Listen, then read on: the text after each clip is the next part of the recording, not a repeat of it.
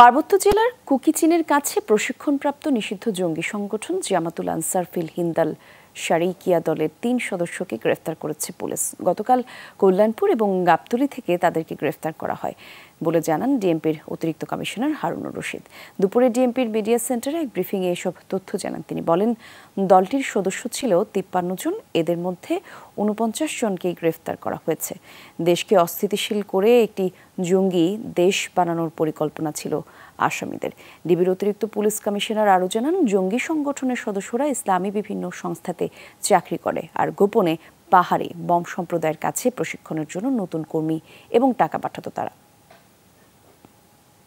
অপরাধমূলক কাজে জড়িয়ে পড়া, দেশকে অস্থিতিশীল করে জঙ্গির হেলাফত স্টেট প্রতিষ্ঠা, পার্শ্ববর্তী দেশগুলোকে নিষিদ্ধ সংগঠনের সাথে যোগাযোগ বজায় রাখা এবং নিজ দেশ এবং পার্শ্ববর্তী দেশের বিরুদ্ধে ধর্মযুদ্ধে জড়িয়ে শহীদ বা গাজী হওয়ার নেকি অর্জন করে রসদ সামগ্রী কর্মী সংগ্রহ তৎপর ছিল গ্রেপ্তারকৃতরা, এবং তাদেরকে আমরা 4 দিনের পুলিশ রিমান্ডে এনে আরও জিজ্ঞাসাবাদ আমরা করব।